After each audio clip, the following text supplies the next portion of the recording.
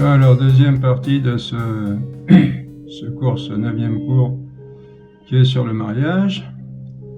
Donc, une fois démontré ce qu'on a démontré, qu'il ne pouvait pas y avoir d'union libre, que ça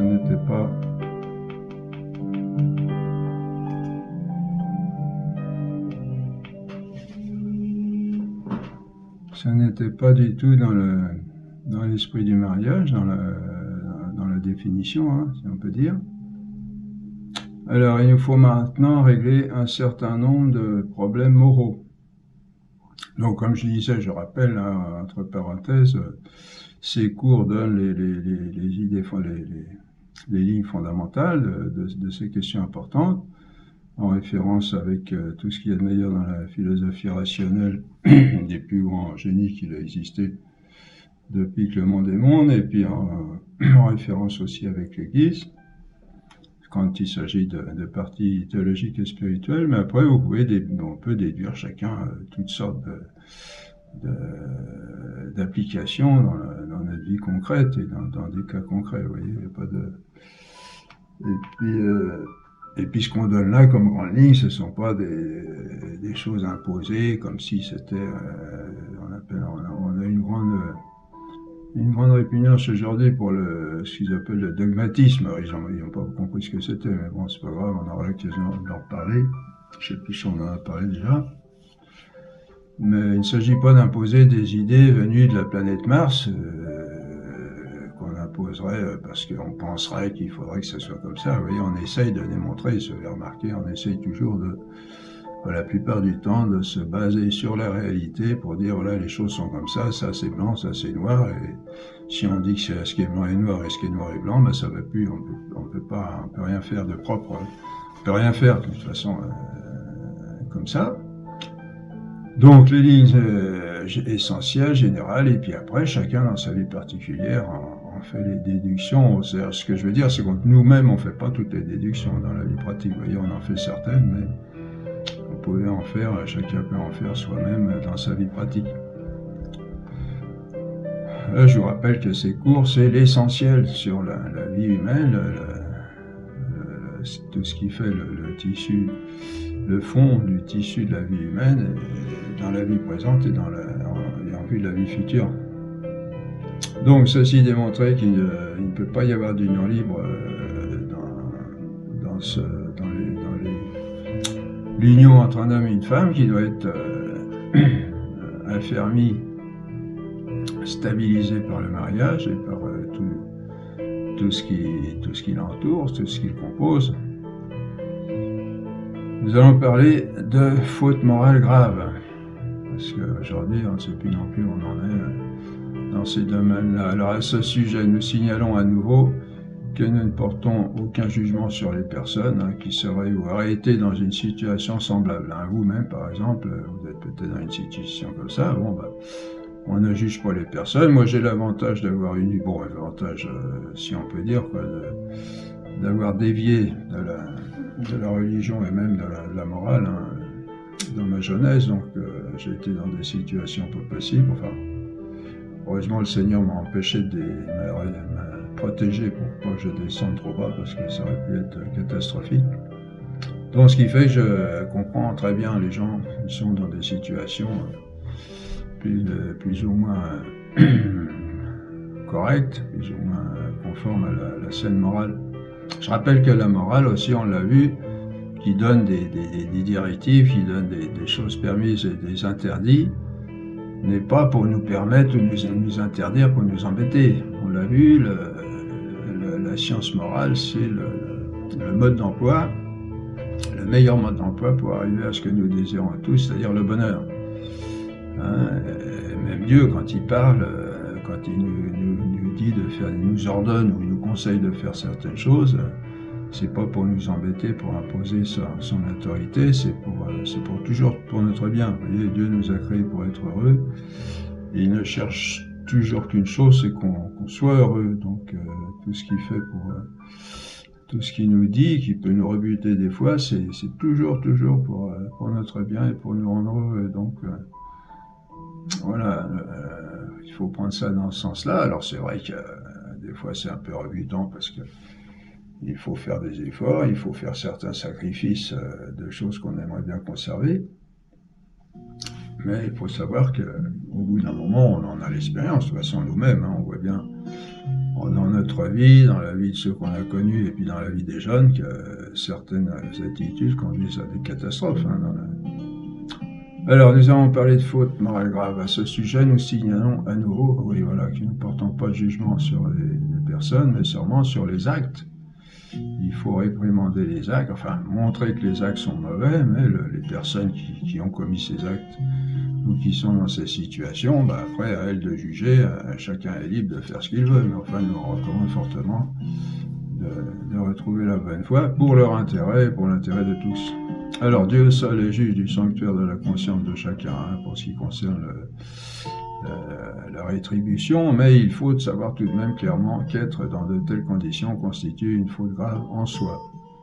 Ce que nous ne jugeons pas, c'est la responsabilité des personnes qui peuvent être dans de telles situations, parce que, oui, des fois, il y a beaucoup de circonstances atténuantes. Hein. Vous avez des gens qui ont vécu des vies pas possibles déjà dès leur jeunesse. Il y a des jeunes filles qui ont été violées déjà toutes petites, etc. Bon, ça fait des dégâts pas possibles, irréparables. Hein. On peut arranger les choses, mais ça laisse toujours des blessures très très douloureuses chez les personnes. Hein. Donc, voilà. Alors, la faute morale grave dans le sujet qui nous occupe est toute union des sexes en dehors du mariage. Non, c'est plus ça du tout, aujourd'hui, plus du tout. Hein.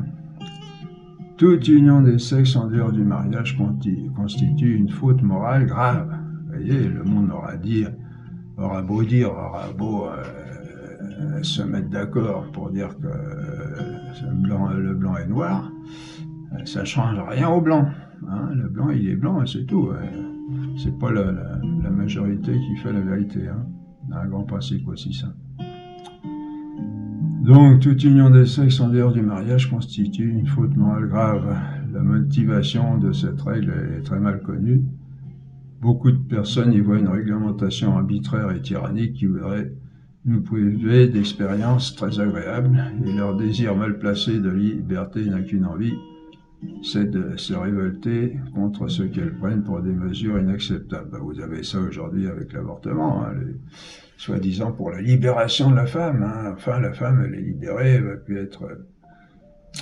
et puis son indépendance aussi, bon, on en reparlera, on aura peut-être l'occasion d'en reparler. Qu'elle soit plus à la maison tyrannisée par son mari, dominateur. Vous voyez, aujourd'hui, on est en plein dedans, là. La libération de la femme, il faut qu'elle puisse jouir profiter de son corps comme elle le veut. Et si un enfant arrive, il faut l'éliminer. On ne va pas s'embêter avec ça toute une vie. Alors que c'est un crime. Hein. Et puis, libération de la femme, il n'y a aucune libération de la femme, parce que la femme, elle vit des choses pas possibles, hein, dans ces situations. Mais ça, on ne le dit pas, ça. Personne n'en parle de ça. Des fardeaux de conscience que portent ces femmes qui ont avorté pendant des années, elles ne s'en remettent jamais. Hein. Parce que c'est logique, une femme est faite pour donner la vie. Elle est faite pour donner la vie non seulement au départ, pour la conception, mais pendant toute la vie de l'enfant. La mère ne va jamais faire rien d'autre que de chercher à améliorer, à rendre la vie de son enfant très belle. Elle est prête même à se sacrifier pour ça, elle est prête à donner sa vie elle-même pour ça. Et maintenant, on a réussi à mettre dans la tête des gens, on va voir où on en est arrivé, hein, mettre dans la tête des femmes que de détruire leur enfant dans leur ventre, ça va les libérer, ça va les rendre heureuses. Vous voyez, c'est complètement contre nature. Hein. Et c'est un des aspects. Hein. Alors, il faut alors revenir à ce qu'on a vu au début de cette seconde année. Il n'y a en morale aucune règle arbitraire. Oui, voilà et sans motif, ce qu'on vient de dire. Elles sont toutes exigées par le vrai bien humain et en découlent. Vous voyez, on l'a vu ça. C'est ce qu'on a appelé les lois morales. Il est donc très important de connaître les motivations de cette loi. Hein, qu'on ne peut pas commettre l'acte sexuel avec n'importe qui. D'abord, grand A, pour être motivé soi-même dans notre comportement et notre activité. Hein, pourquoi il y a des lois morales? Car nous sommes faits de par prérogatives de notre liberté pour agir ainsi, c'est-à-dire en connaissance de cause, et non par contrainte. Hein, la loi morale, elle ne peut pas que donner des interdictions. Elle dit pourquoi. Il faut faire ça et pas ça. Bon, tout le monde ne le sait pas, mais il suffit de s'instruire auprès d'une bonne morale, parce que là, c'est pareil, la philosophie, il y a certains courants philosophiques qui ont tout cassé aussi dans ce domaine-là. Hein. Donc, on fait plus volontiers une chose quand on a compris pourquoi on l'a fait, et qu'il est normal de la faire. Hein. De ce fait, on résiste beaucoup mieux aux tentations.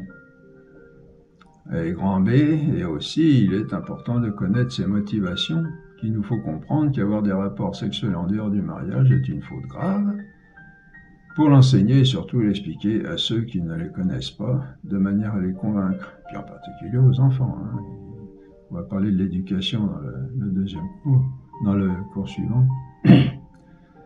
À ce sujet, il faut d'abord écarter une fausse motivation très répandue.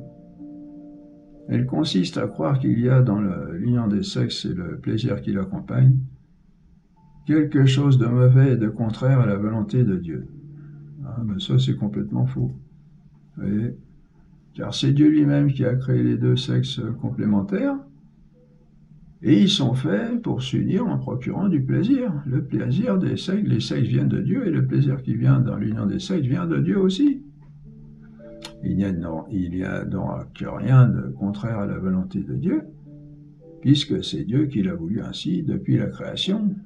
L'union des sexes est quelque chose de naturel, légitime et bon, et il faut en remercier le Seigneur quand on pratique cet acte comme il doit être pratiqué. De même que l'on rend grâce au Seigneur quand on a bien mangé, sans excès, pour sa gloire et notre salut. À nous et à tout le monde. On mange parce que c'est un devoir de manger, et le plaisir qui l'accompagne, s'il n'est pas excessif, s'il n'est pas recherché pour lui-même, est tout à fait légitime. De même, quand on pratique l'acte sexuel, quand on est marié, parce que c'est un devoir, et le plaisir qui l'accompagne, s'il n'est pas excessif, est tout à fait légitime. Bon, là, il y a des... Je ne sais plus si on va donner les précisions, mais il y a quand même une différence dans l'acte sexuel qui peut faire perdre la tête aussi. Hein, donc, là, il y a les docteurs de l'Église ont mis le point sur ce problème. Voilà, c'est peut-être là, oui, cet acte peut cependant être entaché de péché, précisément s'il est excessif. Et cela parce que depuis le péché originel, les passions ont pris de telles proportions avec un plaisir parfois démesuré qu'elles obscurcissent dans cet acte la raison, et donc nous font perdre d'une certaine façon la raison, comme dans l'ivresse qui est un péché, comme dit saint Thomas, avec tout ce qui peut s'en suivre quand on a perdu la raison. C'est-à-dire, pour ne parler que de façon générale, de se conduire comme une bête, ou même pire qu'une bête. Parce qu'une bête, elle a encore l'instinct pour la guider, alors que là, il n'y a même plus l'instinct. Mais là, voilà, c'est ça que c'est sur ce point-là que les pères insistent, pour dire que, bon, c'est connu dans l'Église, dans l'Écriture, que, par exemple, vous vous rappelez que il y a un mystère du rosaire qui s'appelle la présentation de Jésus au temple, et c'était Marie et Joseph et Jésus sont conformés à une loi qui était de porter le premier enfant au temple pour l'offrir au Seigneur et pour être purifié. Les mamans devaient être purifiées, vous voyez, parce que même si l'acte est fait, si on essaie de le faire dans les meilleures conditions, il arrive qu'on perde un peu la tête, et puis que... Alors ça, c'est péché. Un homme ne doit jamais se départir de sa raison, pour quelque raison que ce soit, justement. Bon, vous allez me dire, c'est pas facile. Oui, je me concède. Donc, le fait de perdre la raison est un péché, mais l'acte lui-même, avec le plaisir qui l'accompagne en tant que venant de Dieu à la création, est quelque chose de naturel et de légitime. Bon, il y a aussi dans le péché, ce péché-là, il y a aussi des circonstances atténuantes, en ce sens que les passions, comme on le disait, ont été décuplées par suite du péché, et les fonctions inférieures sensibles sont devenus un petit peu comme des chevaux sauvages indomptés qui font un petit peu n'importe quoi, donc c'est beaucoup plus difficile à gérer. Donc il y a des circonstances atténuantes, hein, quand on fait tout ce qu'on peut pour accomplir l'acte conjugal avec son épouse ou son époux, et puis qu'on se laisse prendre, on se fasse prendre par un excès de plaisir qui nous fasse un peu perdre la tête, ben, il y a quand même pas mal de... Mais bon, il faut savoir qu'éventuellement, il faut s'en confesser, vous voyez, quand on va au confessionnal. Bon, faut pas non plus complètement garder la raison, parce que bon, il y a des vidéos un petit peu humoristiques, là, bon, bref, vous voyez ce que je veux dire, où on a des techniques pour empêcher que ça aille trop vite, et des fois ça coupe complètement l'envie, donc faut faire attention aussi à pas... Il faut une juste mesure entre les deux. Vous voyez, il faut que l'acte s'accomplisse correctement, avec le plaisir qui l'accompagne, il faut être heureux de faire ça, mais sans excès. Mais toujours la vertu se tient toujours entre un défaut et un excès. Hein. Il faut accomplir l'acte conjugal, c'est un devoir, donc pas de défaut, mais dans la juste mesure, sans excès. C'est quelque chose de naturel et dont l'effet naturel et normal est la conception d'un enfant. Donc, il ne doit s'accomplir que dans les conditions qui garantissent à l'enfant à naître l'éducation indispensable à sa vraie perfection humaine. Voyez ? L'effet naturel et normal est la conception d'un enfant. L'acte sexuel, il ne faut jamais, jamais, jamais, jamais le séparer de la naissance de l'enfant. L'acte sexuel est fait pour faire naître un enfant. Il est d'abord, bon, on l'a dit, une union d'amour entre les deux personnes, mais ces deux personnes se sont unies, se sont mises ensemble pour la procréation du genre humain. Hein, parce que l'acte sexuel est fait pour ça. Il n'est pas fait pour autre chose, il n'est pas fait pour le plaisir. De même que la nourriture n'est pas faite pour le plaisir, elle est faite pour nous nourrir. Donc l'acte sexuel ne doit s'accomplir que... Non, on est loin de ça aujourd'hui, mais vous voyez, reconnaissez qu'on dit la vérité, parce que quoi étant donné l'acte sexuel, tout est fait, tout est organisé. Bon là, il faut éjecter toutes ces idées d'évolutionnisme, là, pour lesquelles tout ça, ça a complètement perdu sa valeur. Hein. L'acte sexuel est tout organisé par une intelligence prodigieuse qui est Dieu pour la procréation des êtres humains. Et puis c'est quelque chose de merveilleux. Vous voyez, on est créateur d'êtres humains à deux, hommes et femmes. Et il faut retrouver ça. Donc, je répète encore une fois, il ne doit s'accomplir cet acte que dans les conditions qui garantissent à l'enfant à naître l'éducation indispensable à sa vraie perfection humaine. Or, nous avons vu que ces conditions ne sont réalisées que dans et par le mariage, parce que seul le mariage garantit à l'enfant cette éducation à laquelle il a droit, à partir du moment où on prend la responsabilité de le mettre au monde. Chaque acte entraîne la responsabilité de la naissance d'un être humain et la responsabilité de l'éduquer jusqu'au bout, jusqu'à ce qu'il soit parfaitement éduqué pour devenir un homme qui réponde bien à sa définition. Vous voyez ? Un seul acte sexuel, entraîne la responsabilité des deux personnes pour un enfant à naître, responsabilité de prendre soin de son existence et de son éducation jusqu'à ce qu'il devienne lui-même un homme libre et autonome. Voyez ? Et c'est pourquoi l'union des sexes ne doit être réalisée que dans le mariage, parce que là seulement est garantie l'éducation des enfants qui risquent de naître d'une telle union. Bon, qui risquent ou qui sont voulus aussi, heureusement, il y a des cas où les deux époux souhaitent avoir un enfant, et alors là, ils font tout ce qu'ils peuvent pour en avoir. Vous voyez ?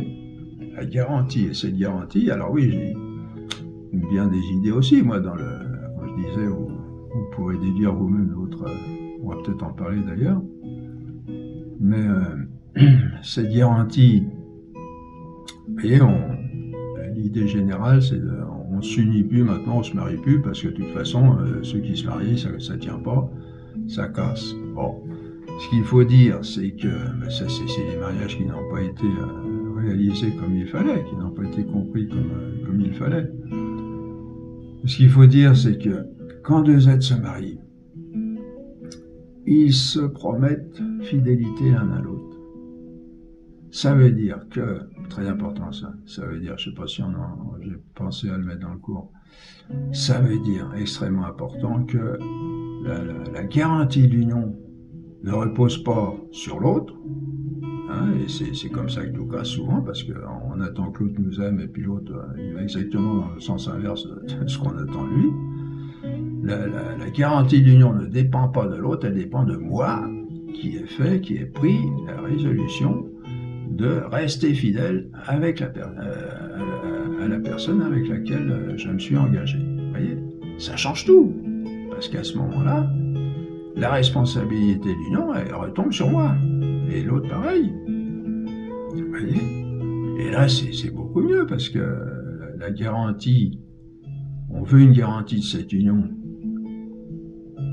mais on la laisse maintenant souvent aléatoire à disons, à l'évolution du comportement de l'autre, bon, qui est sujet toujours à caution, on l'a vu, hein, on sait qu'au bout d'un moment, on s'aperçoit des défauts et ça devient plus difficile. Vous voyez, la garantie repose non sur l'autre, mais sur moi-même, qui ai promis à l'autre de lui rester fidèle toute ma vie, et l'autre pareil. Vous voyez. Bon, après, il faut s'accorder ensemble et chercher de trouver les moyens, essayer de trouver les moyens à maintenir, à renforcer ce mariage. Hein. Bon, on pourra en parler, puis vous pourrez en déduire vous-même des conséquences. Mais vous voyez toute l'importance de cette garantie. Bon, j'ouvre encore une parenthèse là. C'est un rappel, ça concerne plutôt ce qu'on a dit précédemment. Vous voyez l'importance de ça.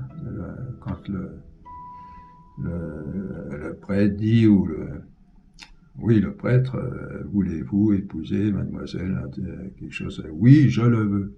Vous voyez, ça repose, c'est moi, je veux, mais épouser, rester avec elle toute ma vie et lui être fidèle. Et la femme, pareil. Voilà, ça change tout. Là, la garantie, elle est assurée comme ça, parce que si ça ne va pas, bah, j'ai plus qu'à m'en prendre qu'à moi-même. Et moi, je vais dire, je peux pas être contraire à moi-même. Vous voyez, je peux pas dire, j'ai promis. Si je veux enlever ma promesse, il faut que j'ai une raison fondamentale de le faire. Et c'est pas les défauts de l'autre qui va le faire, puisque moi j'ai promis de rester fidèle, et puis les défauts, tout le monde en a, on le sait bien. Hein. Faut pas être naïf. Hein.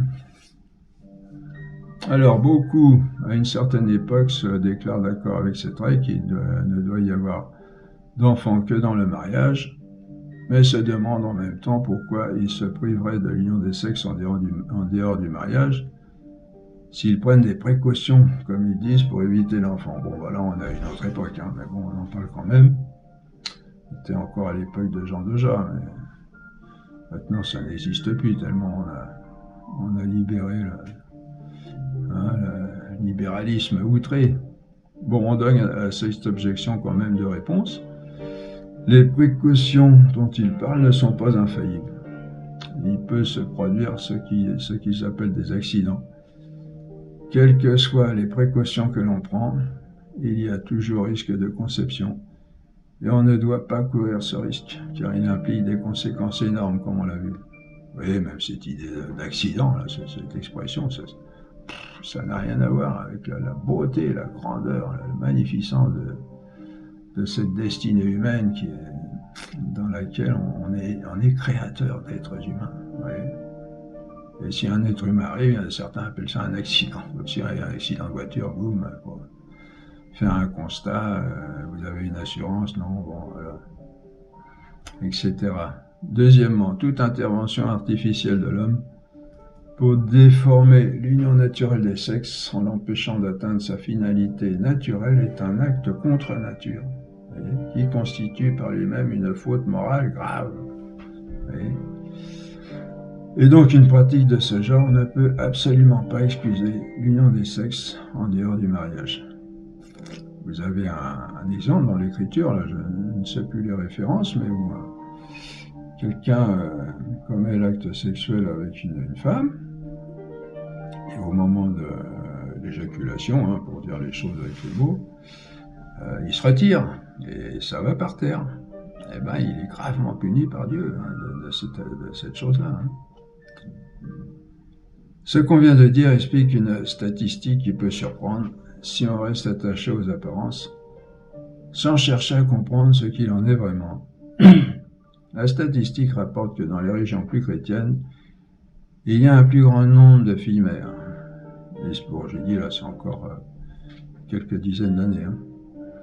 L'explication, c'est que ce n'est pas parce que dans les régions déchristianisées, les jeunes filles seraient plus chastes que les autres, mais parce qu'elles prennent des précautions pour ne pas avoir d'enfants et de plus pratiquent l'avortement. Alors certains pourraient insister en citant des cas d'exception possibles, comme ceux où l'on est certain que l'union des sexes ne provoquera pas de conception, comme avec une femme enceinte ou une femme qui a dépassé la période de ménopause, ou tel autre qui aurait subi l'ablation des ovaires. Ne pourrait-on pas alors, dans ces cas, pratiquer l'union des sexes en dehors du mariage?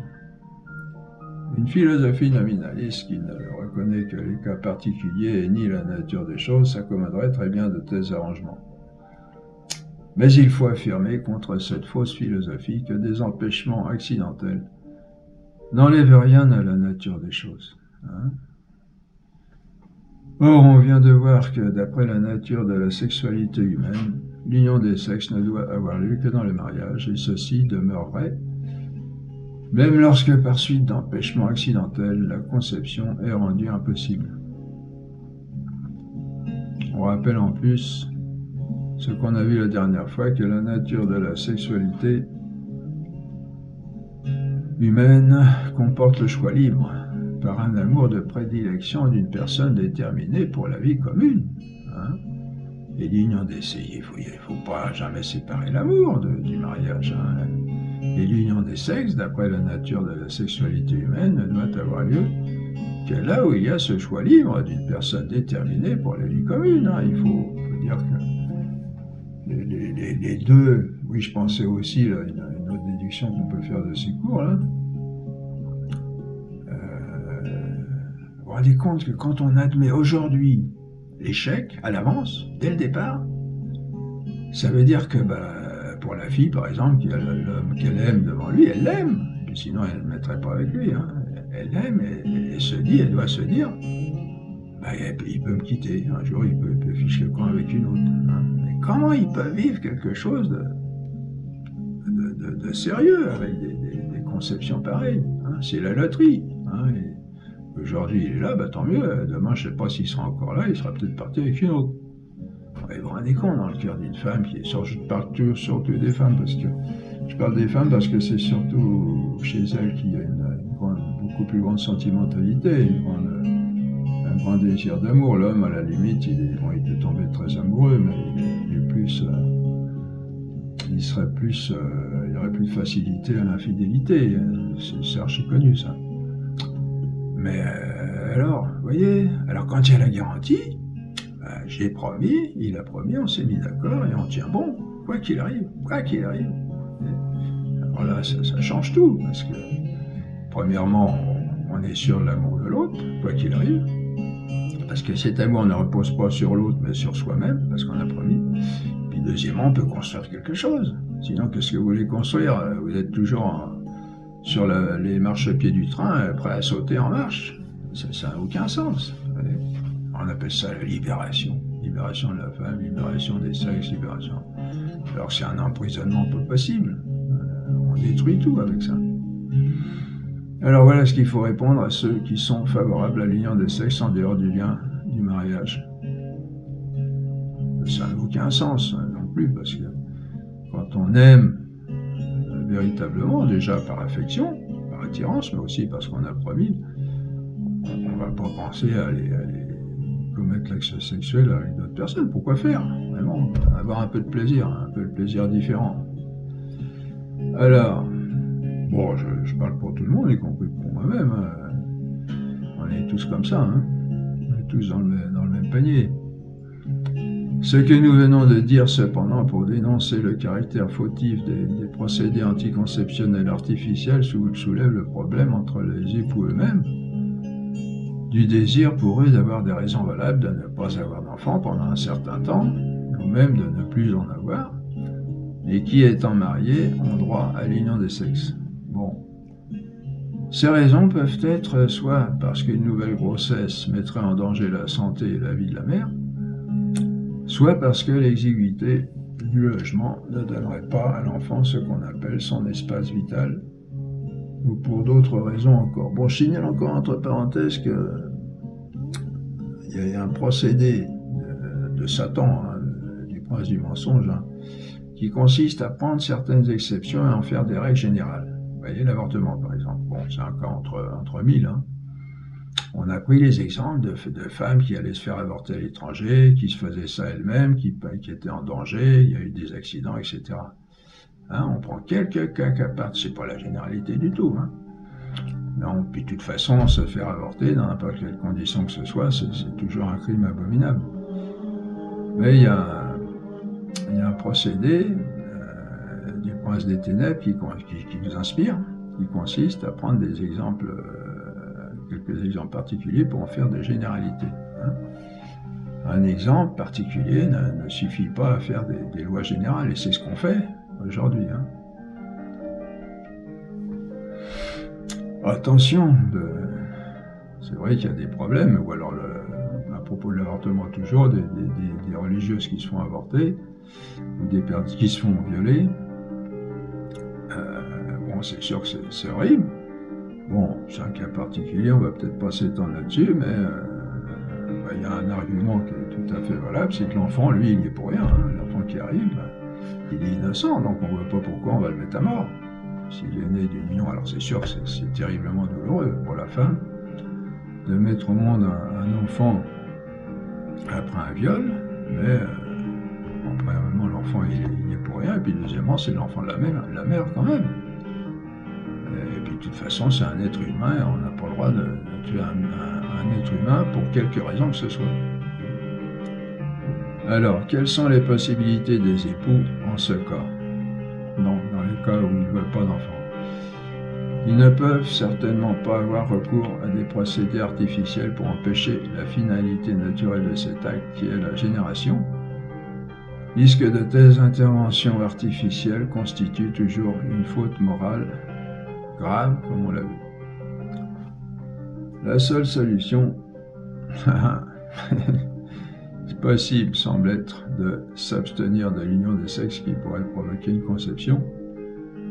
Abstention totale qui, pour de jeunes époux, serait très difficile à gérer. Bon, ça c'est pareil, hein, on en fait quasi une obligation de l'acte sexuel, comme si c'était... il fallait, s'il faut manger, pareil, comme dans le cas de la nourriture, il n'y a aucune obligation à accomplir l'acte sexuel. Alors qu'on ait des difficultés à ne pas le commettre, surtout si on est en ménage avec une femme, très jolie femme en plus, mais c'est pas une obligation, et au départ, l'homme était fait pour maîtriser parfaitement ces choses-là. Hein.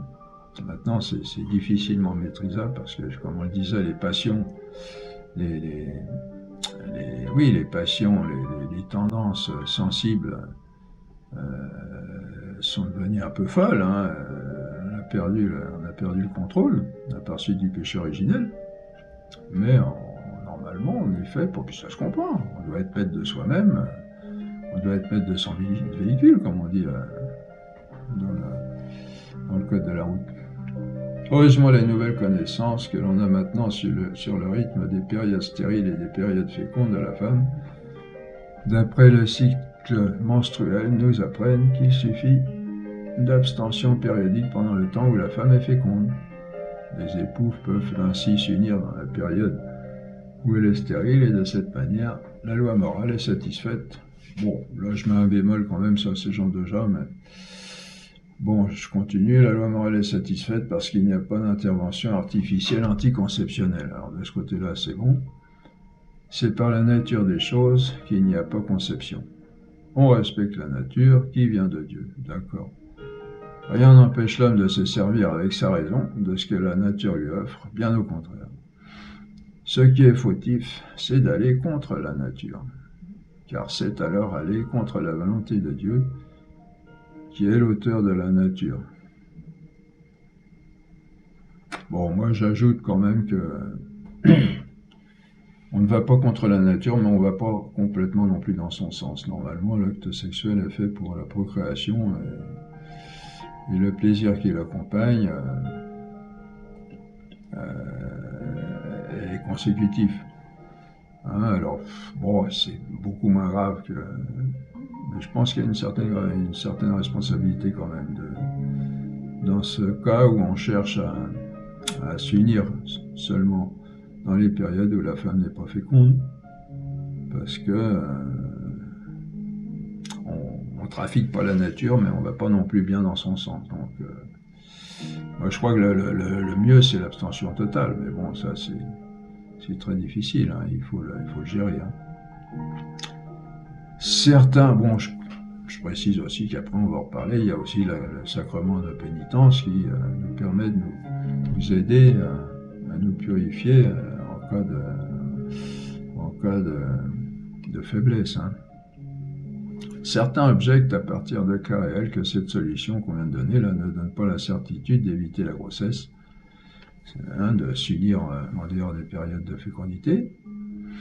Mais c'est en général parce que l'abstention périodique a été mal pratiquée, soit parce qu'on a accompli l'acte conjugal entre la période stérile et la période féconde, où il n'y a aucune certitude, soit parce qu'on a fait soi-même le calcul d'après une brochure de vulgarisation et on s'est trompé.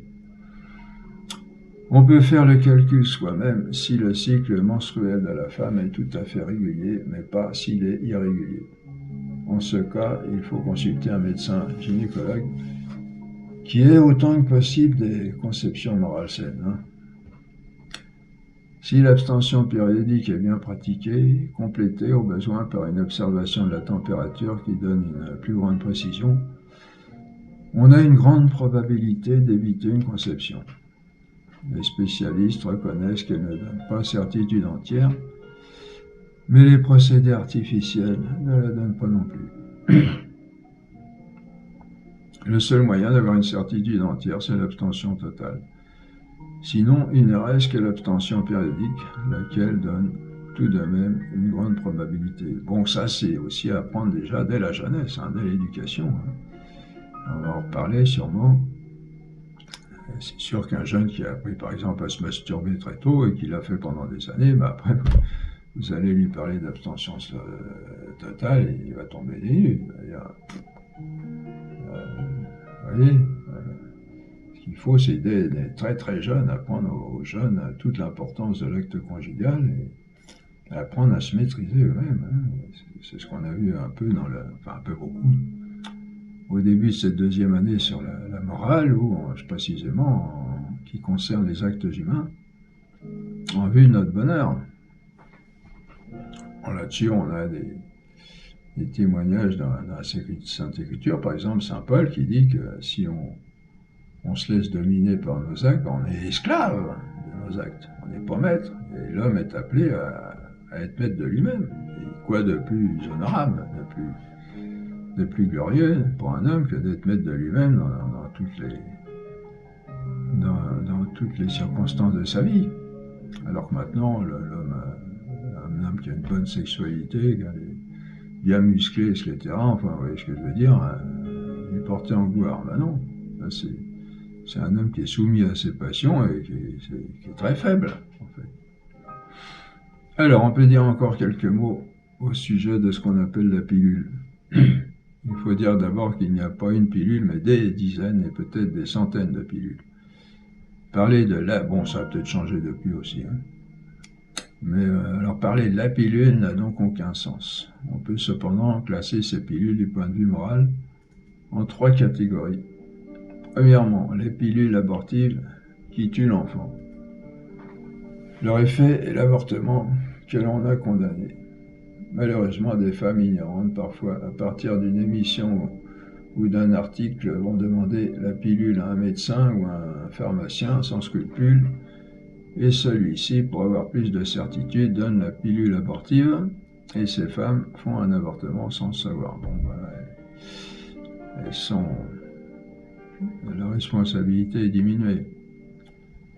Deuxièmement, les pilules anticonceptionnelles qui ne tuent pas mais empêchent la conception. Elles font partie de ces procédés anticonceptionnels artificiels qu'on ne peut admettre.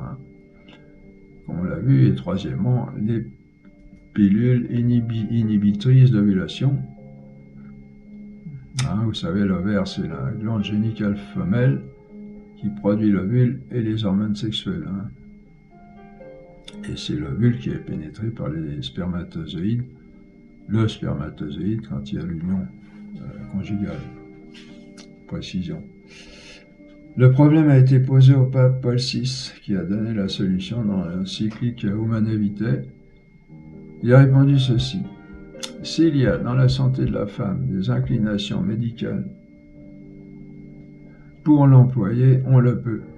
Voilà, là c'est le Saint-Père qui parle, donc c'est l'Église, c'est Dieu par son Église. Si au contraire on voulait l'employer uniquement pour éviter une conception, ce serait un procédé anticonceptionnel que l'on ne peut admettre. Voyez ? Pour Jean Deja, lorsqu'on a affaire à une femme dont le cycle menstruel a tellement d'irrégularité que la période stérile est impossible à prévoir, on se trouve alors, selon lui, dans un cas pathologique et on peut employer la pilule inhibitrice, mais pas en dehors de ce cas. Bon, en rajoutant, en précisant ce que j'ai dit en plus, que c'est pas tout à fait selon la nature. C'est pas complètement contre, mais c'est pas non plus. Le mieux, c'est l'abstention, mais bon, c'est pas facile du tout à gérer. À propos de cette encyclique Humanae Vitae, on signale qu'elle a été très déformée. Non seulement par les médias, bon, je fais une parenthèse à ce que je viens de dire là, pour finir, moi je vous donne les directives, puis après débrouillez-vous. Mais bon, en prévenant que c'est difficile, de toute façon, et puis que débrouillez-vous dans le sens où, avec conscience, qu'un jour il faudra rendre compte de tout ça, arriver devant le juge suprême. Pour l'instant, on fait un peu ce qu'on veut, plus ou moins, mais un jour, il faudra rendre compte de chacune de nos actions, chacun de nos actes, et d'autant plus des actes qui entraînent des conséquences très importantes. À propos de cette encyclique, comme avait Vitae, on signale qu'elle a été très déformée, non seulement par les médias, mais encore couramment. On peut distinguer dans cette encyclique 2 parties. La première, où le pape affirme avec fermeté ce qu'on lui a reproché, les exigences de l'ordre naturel des choses, c'est là qu'il dit ce qu'on vient de rapporter. Dans la deuxième partie, dont peu de gens tiennent compte, il dit que l'exigence de l'ordre naturel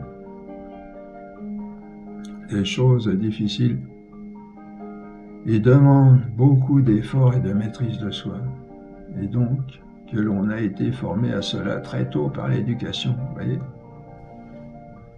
L'exigence de l'ordre naturel des choses est difficile et demande beaucoup d'efforts et de maîtrise de soi. Voyez. Et donc, quand l'on a été formé à cela très tôt. Voyez. Pour ceux qui n'ont pas eu cette formation, l'Église dispose par ses sacrements de la miséricorde rédemptrice, à condition qu'ils se reconnaissent pécheurs. Voyez.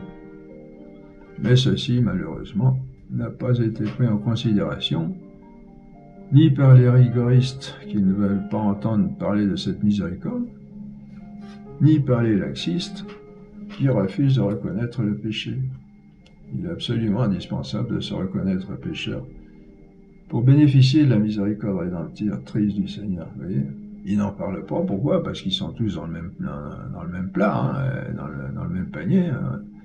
la plupart, on a abusé de ces organes sexuels inconsidérément. Hein. Bon, des fois, ça a été dans l'éducation, des éducations manquées, souvent, des rencontres, des fréquentations de gens plus ou moins corrompus.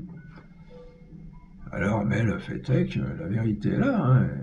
C'est quelque chose dont on doit être maître et à quoi il faut former la jeune très très tôt.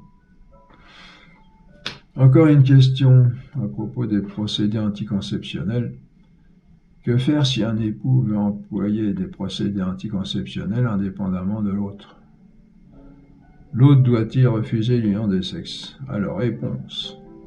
Si l'union des sexes est normalement commencée, il n'y a pas lieu dans le mariage de s'y refuser, même si on pense qu'elle ne sera pas normalement achevée, qu'elle sera suivie de procédés anticonceptionnels. Si au contraire l'union est dès son début artificiellement déformée, on doit s'y refuser, car le mariage engage à l'union des sexes normalement accomplie.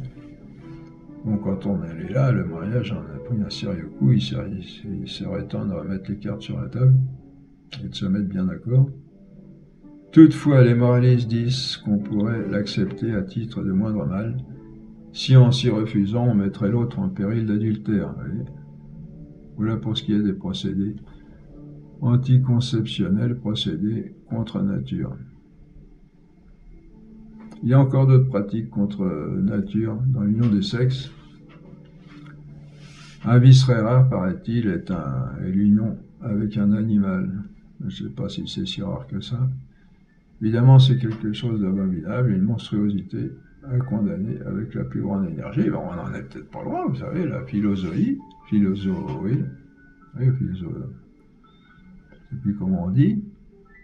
On est arrivé à l'homosexualité reconnue maintenant, avec mariage reconnu, célébré, etc., avec des amendes sévères pour ceux qui s'opposent.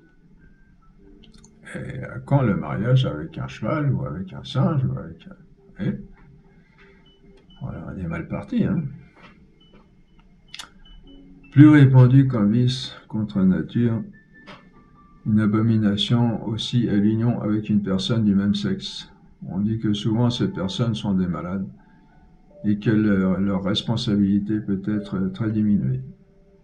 En tout cas, nous n'avons pas à les juger, hein, mais à les aider, en leur faisant comprendre, en leur faisant prendre conscience avec toute la charité possible que ce qu'ils font est contre nature, et en leur proposant des traitements médicaux appropriés. Bon, ça, je sais pas, s'il s'agit d'une maladie en vue d'une guérison.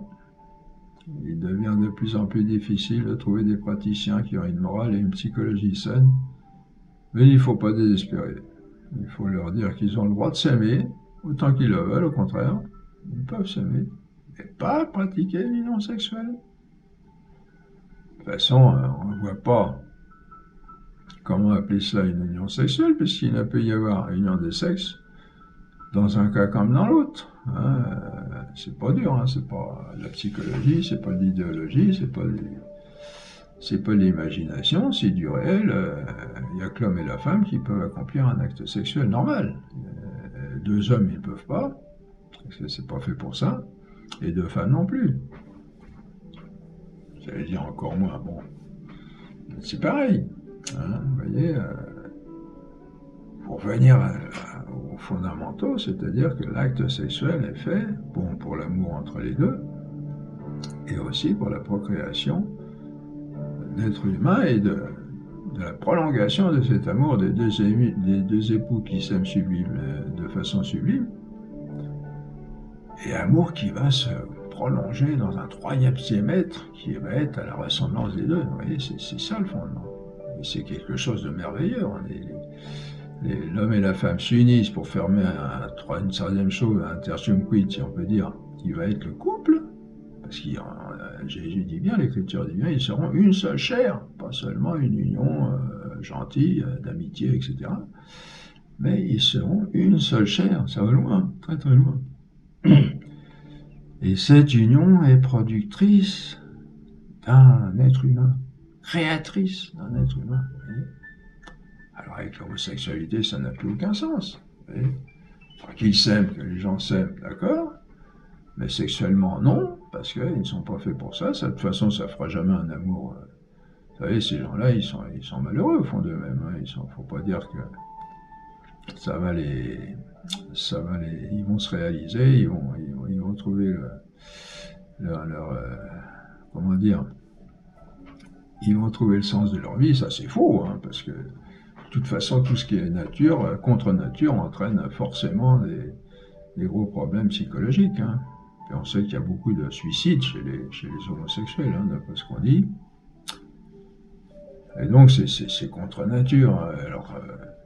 Alors qu'ils s'aiment, oui, qu'ils soient de très bons amis, etc., oui, mais respecter la nature, justement. Souvent, les écologistes, ils n'arrêtent pas de nous dire qu'il faut respecter la nature, et puis je ne sais plus les noms, mais c'est chez eux qu'on a, je crois qu'on a insisté pour qu'il y ait les mariages homosexuels, alors qu'il n'y a rien de plus contre nature. Troisièmement, alors aimer ces gens-là, les accueillir en tant qu'être humain, mais aussi leur faire remarquer que ce qu'ils font, c'est pas bien,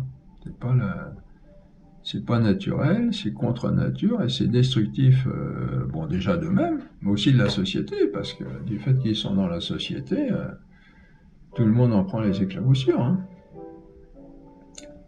Alors troisièmement, et contre nature encore, toute excitation solitaire des organes sexuels, ce qu'on appelle la masturbation. Là encore, la responsabilité peut être très diminuée, même nulle, si l'acte se fait pendant le sommeil, dans l'inconscience, ou débute dans la conscience et se termine conscient. Saint Thomas dit tout de même qu'il demeure une certaine responsabilité si on ne sait pas garder de cause d'excitation pendant la journée. On est à des kilomètres, des centaines de kilomètres de ça aujourd'hui. Hein. Mais oui, mais là est la vérité. Là sont les principes de base. Et c'est à ça qu'il faudrait revenir si on veut construire un monde vraiment heureux, avec des hommes heureux. Mais la responsabilité est entière et grave si l'acte est accompli en pleine conscience. Saint Thomas dit même qu'il est plus grave en un sens que la fornication ou l'adultère, parce que ces derniers gardent encore quelque chose de naturel. Vous voyez, au point de vue, ils sont graves tous les deux, très graves. Mais la masturbation, d'une certaine manière, est plus grave que l'adultère ou la fornication, parce que l'adultère est encore au niveau d'un acte naturel. Ces fautes solitaires assez répandues chez les adolescents, malheureusement, ne doivent pas conduire à condamner l'adolescent comme pervers, ce qui pourrait avoir pour conséquence de l'isoler et de l'induire à l'habitude. Il faut s'efforcer d'avoir une attitude de ferme condamnation de l'acte lui-même, en même temps que de compréhension ouverte et encourageante. Vous voyez ? Toujours être positif. Hein. Il faut proposer à l'adolescent une éducation dans laquelle on l'amènera d'abord à lui faire prendre conscience combien l'acte est immonde et contre nature, parce que même des catholiques pensent qu'il est tout à fait bénin ou même normal. Hein. J'ai connu un médecin soi-disant catholique qui disait que la masturbation, il n'y avait aucun problème. Et puis avoir recours à la prière et au sacrement. Voilà. Que penser l'insémination artificielle ? Évidemment, on ne peut l'admettre chez une femme célibataire, puisqu'il n'est pas possible d'avoir un enfant en dehors du mariage. Vous voyez, on est encore à des kilomètres de ça aujourd'hui. Hein. Avec la PMA et tout le team. Et pas plus chez une femme mariée si le donneur n'est pas son mari. Sinon, ça équivaut pour la femme à se faire féconder par un autre homme que son mari, et donc à lui être infidèle. Vous voyez ? On ne peut l'admettre que si le mari est le donneur, et si la semence n'est pas obtenue par fonctionnement solitaire, mais dans un acte normal d'union entre le mari et la femme, pour, par exemple, injecter ensuite plus profondément. C'est le seul cas admis, vous voyez. À combien de kilomètres, de centaines de milliers de kilomètres on est aujourd'hui de tout ça? Et vous voyez que c'est la vérité, hein, on ne peut pas... Alors, pour comprendre ça, chez nous, il faut faire abstraction de notre cas particulier, hein, où on a envie où on est rempli d'idées simplement voir la vérité des choses elles-mêmes, ben voilà, il n'y a rien de plus... Alors encore en plus, si le sperme vient d'un autre homme que le mari, si en plus lui, il a provoqué ça par masturbation, alors on est complètement dans le péché, là, complètement dans le... Et c'est en train d'être admis maintenant, c'est en train de devenir... on va payer cher, hein, tout ça. Bon, on signale maintenant des circonstances aggravantes d'union des sexes en dehors du mariage. Premièrement, le viol, qui contraint l'autre à l'union des sexes par l'emploi de la force, ce qui est contraire à la liberté et donc à l'amour, et ça c'est évident, qui doit être le seul motif de cette union. Bon, je crois que ça, on l'a pas trop perdu, heureusement, tout n'est pas perdu. On dit qu'il y a beaucoup de viols entre personnes mariées, où l'homme prend la femme comme un objet de plaisir et lui arrache, pour ainsi dire, sa participation, sans aucun consentement de sa part. Inutile qu'il n'y ait rien de mieux pour dégoûter la femme de l'amour et la faire fuir vers un amant qui lui donnera la tendresse dont elle manque avec son conjoint. Je crois qu'il y a eu beaucoup dans l'histoire, hein, l'histoire de France, l'histoire du monde, beaucoup de cas comme ça malheureusement, où les gens n'ont pas compris ce que c'était que l'amour du mariage. Deuxièmement, l'adultère, qui est un manquement grave vis-à-vis du conjoint dans le devoir de fidélité. C'est-à-dire aller coucher avec quelqu'un d'autre. Hein. C'est une autre trahison de l'amour le plus grand qui puisse exister entre deux êtres humains et peut tuer moralement et psychologiquement une personne. Ça se termine souvent par un suicide, plus ou moins radical, ou par le naufrage de la vie. Ah, si la femme aime vraiment l'homme, hein, vraiment, qu'elle sait qu'il a été avec une autre, ça la tue, la femme, hein, vraiment, et inversement, un homme aussi. Hein. Quand on a vraiment compris ce que c'était que le mariage, l'union d'amour d'un homme avec une femme, hein, maintenant on a tout galvaudé, tout ça. On ramène les êtres humains à des animaux, pire que des animaux. Et je pense qu'il y a au fond des cœurs quand même toujours cette idée, ce désir de vivre quelque chose de grand, de profond. L'homme est fait pour le grand, il n'est pas fait pour devenir un monstre. Hein. Personne n'a envie de devenir un monstre. Hein. Mais pourtant, c'est ce qu'on est en train de faire aujourd'hui, de faire de nous. Alors troisièmement, l'inceste, c'est-à-dire l'union sexuelle avec une personne proche dans la famille, comme un des parents, des frères ou sœurs ou enfants. Certains donnent comme raison contre l'inceste que de telles unions auraient beaucoup plus de probabilité de donner des enfants normaux. Pour Jean Deja, le vrai problème, c'est qu'il y aurait des rivalités amoureuses dans la même famille entre frères et sœurs. Bon. Moi, je pense qu'il faut aller plus loin et dire que l'inceste est une monstruosité. Dans l'amour hautement noble et grand que doit vivre un couple humain, dont le fruit est un enfant, concrétisation quasi éternelle de cet amour. Une union entre frères et sœurs ou entre parents et enfants de la même famille ferait perdre à la noblesse de cet amour tout son sens, toute sa valeur, et le détruirait d'une certaine manière, vous voyez. Si chacun des époux doit fidélité à l'autre par respect à cet amour si beau, si sublime, de même, chaque membre de la famille doit aussi respecter la pureté, l'intégrité de cet amour du couple. L'inceste est une monstruosité dans cet amour, dans la famille, comme une tumeur, comme quelque chose d'antinaturel, c'est-à-dire de destructif de la famille. Voyez.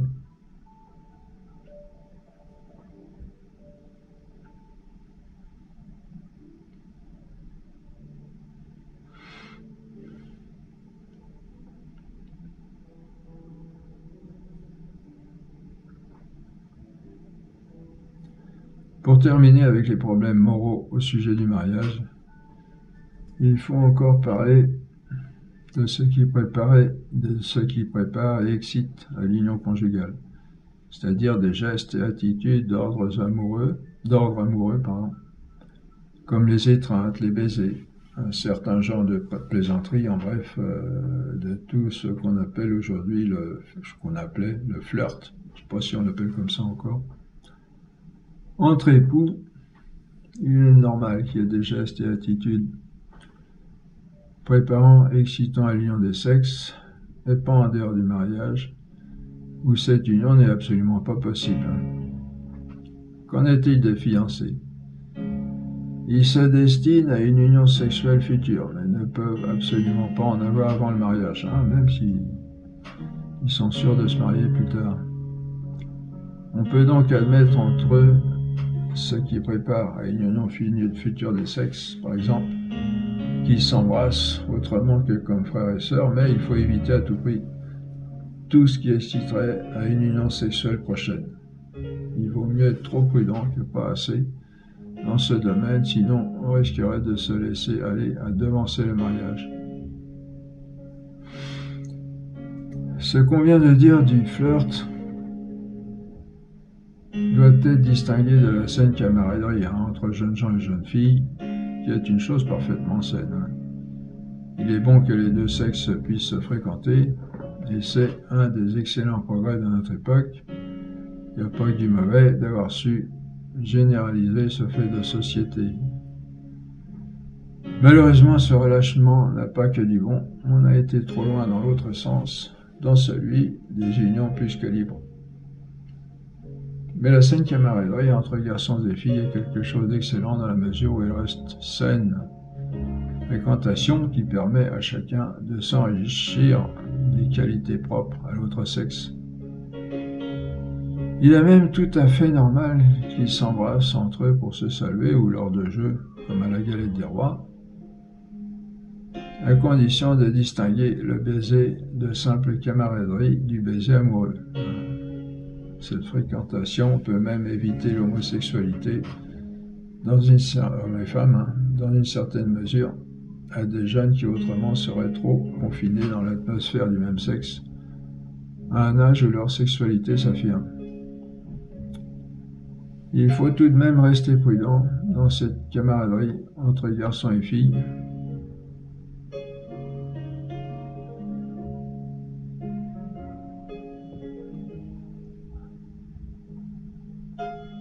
Et on dirait surtout du côté des filles qui, étant plus lentes que les garçons à l'excitation sexuelle, ne se rendent pas toujours bien compte de l'effet que leur comportement peut avoir sur un garçon.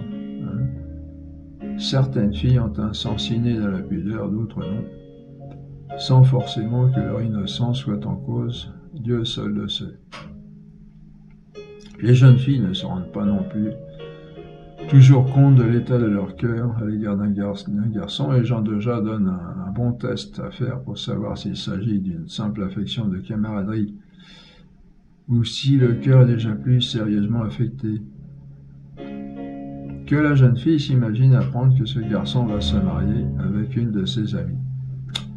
Si elle s'en réjouit en pensant qu'elle aura pour ami un couple merveilleux, c'est qu'elle avait pour lui un sentiment de simple camaraderie. Si par contre cette nouvelle la remplit d'amertume, c'est que sa relation affective avec ce garçon est plus avancée. Il y a aussi le simple test de réaction en face de rapports plus qu'amicaux entre une personne à laquelle on est attaché et une autre de sexe opposé. Si ces rapports nous agacent, c'est que nous sommes plus attachés à la personne que nous ne le pensions. Ce test révélateur peut être très utile dans le cas où une relation avec la personne à laquelle on s'attache est impossible. Si par exemple elle est mariée, que soi-même on est marié, car il faudrait prendre les mesures adéquates pour faire mourir cette affection au plus tôt dans notre cœur, avant qu'elle ne prenne des proportions ingérables qui entraîneraient plus de souffrance que d'avantages. C'est ainsi que nombre de couples ont été détruits, ce qui a entraîné de grandes souffrances à tous les niveaux. Vous voyez, si vous êtes marié ou si vous avez rapport avec une personne mariée et que les relations commencent à se resserrer, il faut couper tout de suite. Il ne faut pas essayer Pas dire, oh, bah, ça fait du bien, ça lui fait du bien aussi, on est content de se voir, je respecte son mariage, je le respecte, mais on continue de se voir, et puis les actes deviennent de plus en plus rapprochés, et vous savez, c'est un petit peu, bon, pour prendre une image, la plante carnivore qui se referme peu à peu sur sa proie, hein. Et ça fait que des malheureux, tout ça. Enfin encore, pour une personne déjà engagée, soit dans le mariage, soit dans la vie consacrée, un bon test pour savoir si on ne dépasse pas les limites de la bienséance dans nos relations avec une personne de sexe opposé, c'est de tâcher de se représenter comment on réagirait si la personne que l'on aime agissait de même avec une personne du sexe opposé au sien. Si par exemple, étant marié, je plaisante avec une charmante jeune fille pour savoir si je suis dans les bandes de la bienséance, je peux m'imaginer comment je réagirais si ma femme plaisantait de la même manière avec un charmant jeune homme. Vous voyez, cela rejoint cet excellent précepte de notre Seigneur, ne fais pas aux autres ce que tu ne voudrais pas qu'on te fasse à toi. Et moi, ça m'est arrivé dans ma vie consacrée, la Sainte Vierge, je pense, enfin, des aspirations qui ont leur valeur, qui me représentait ça. Qu'est-ce que tu dirais, toi, si tu étais marié et si ta femme agissait de même comme toi tu agis avec cette jeune fille? Ah, il dit oui, tiens, bon. Bonne occasion pour nous rappeler à la fidélité, parce que la vie consacrée, c'est consacré à Dieu, c'est la fidélité à Dieu dans le célibat, pour vivre quelque chose de plus fort. Bon, là, c'est autre chose, hein. On aura peut-être l'occasion d'en reparler. Alors, il faut être conscient aussi, ce qui n'est pas inutile de dire, que l'attrait charnel vers une personne de sexe opposé, avec tout ce que cela comporte comme réaction dans notre être à tous les niveaux, est tout à fait normal. Et ça, c'est pas un péché d'être, qu'on soit marié, qu'on soit consacré, d'être attiré, d'être sensible à la beauté, au charme d'une autre personne, et de ressentir en soi un commencement de désir, hein, de rapprochement et même éventuellement sexuel.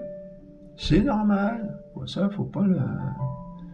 Bon, c'est normal dans le sens aussi, comme on le disait, depuis le péché originel, ces passions ont été un peu déformées et réagissent un petit peu de façon inordonnée. Mais il faut savoir que ce sont des réactions normales, naturelles. Hein. Cet attrait est passablement déformé, voilà, comme je disais, depuis le péché originel, et entraîne des réactions parfois disproportionnées. Mais il provient tout de même, cet attrait, dans sa racine, de la nature. Et de ce côté-là, il n'y a absolument rien de pécamineux. Bon, faut voir, parce que des fois, la frontière n'est pas facile à déterminer. Hein.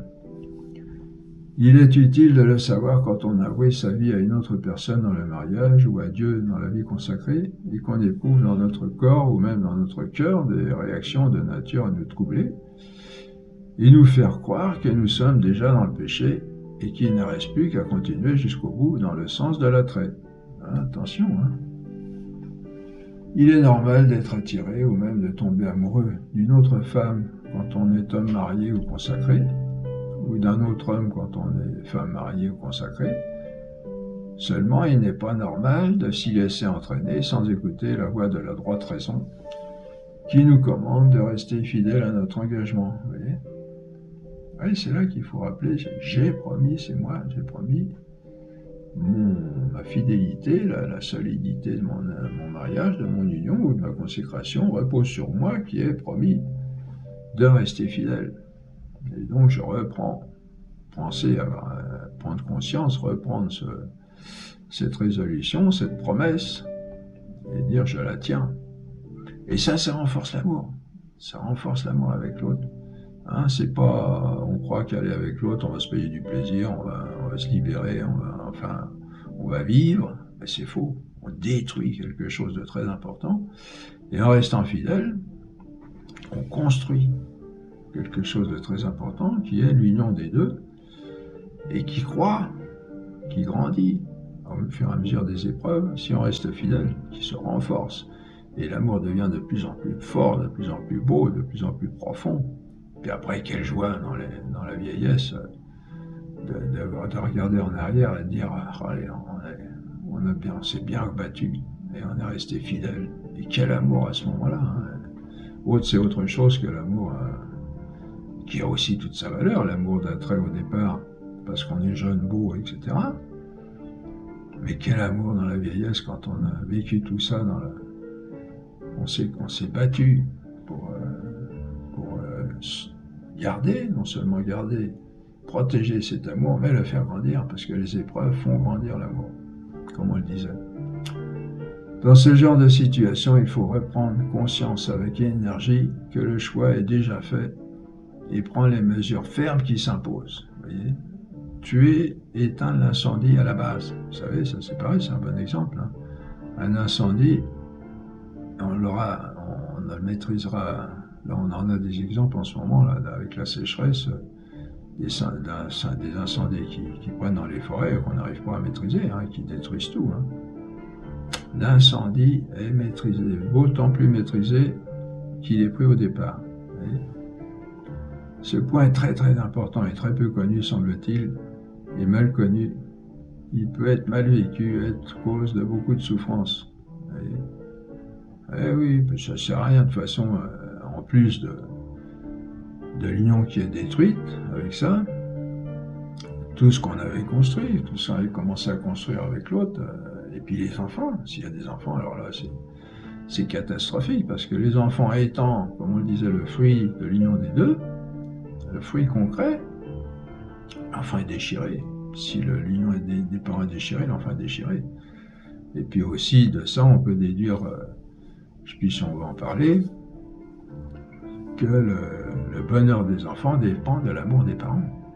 Et le bonheur des enfants dépend de l'amour des parents. Et une chose très importante dans l'éducation, la toute première chose à faire, c'est aux parents, c'est de s'aimer beaucoup entre eux et que l'enfant le ressente.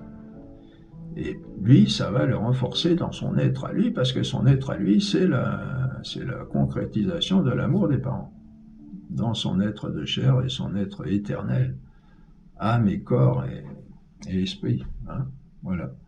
On termine avec cette deuxième partie de ce 9e cours sur le mariage, bientôt pour la 3e.